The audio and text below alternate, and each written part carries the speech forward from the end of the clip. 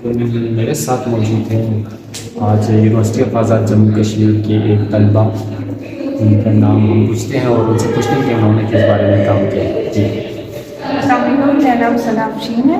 मैं university of आज़ाद जम्मू कश्मीर की student हूँ।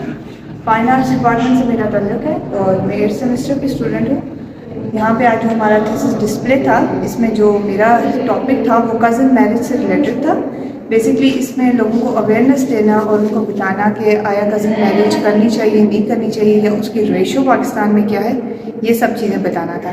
पीछे आप मेरे पोस्टर्स देख रहे होंगे, इसमें मैंने पूरी कैंपेन डिज़ाइन की है लोगों को समझाने के लिए कि इसको करने से क्या डिफेक्ट हो सकते हैं, और फिर साथ ये भी बताया कि प्रीवियस उसकी क्या रेशो थी और अभी उसकी क्या रेशो चल रही है। फिर मैंने उसमें ये भी बताया कि कैसे आपको पता चल जाएगा कि जनरल पॉपुलेशन का रेट क्यों कम है और कज़न मैरिजेस का क्यों ज़्यादा है। जनरल पॉपुलेशन का अगर रेट हम देखा जाए वो इस वजह से कम होता है क्योंकि हम शादी फिर ख़ानदान में नहीं कर रहे होते, आउट ऑफ फैमिली में कर रहे होते हैं। तो डेफिनेटली ज़रूरी नहीं है जो बीमारी आउट ऑफ फैमिली में दूसरी फैमिली में हो वो भी हमारी फैमिली में हो, तो फिर वो जीन्स क्योंकि एक जैसे नहीं होते, इसलिए डिजीज़ का होना वो फिर कम होता है। यहाँ पे आपको एक पोस्टर मिल जाएगा जो कि रेफरेंस भी है साइंस डायरेक्टरी तरफ से।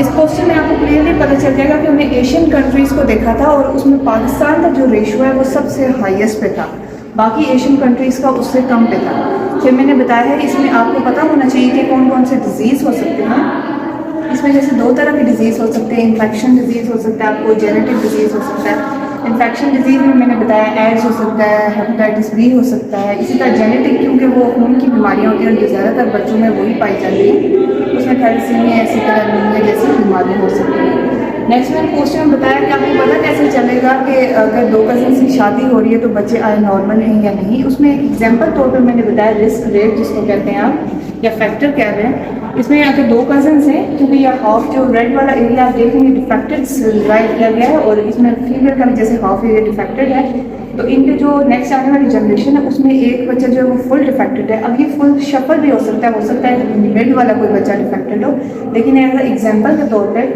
2 कैरियर हो सकते हैं क्योंकि उनके हाफ ऑफ सेल उस पर होंगे और फिर एक जो है वो फुल बिल्कुल ठीक होगा।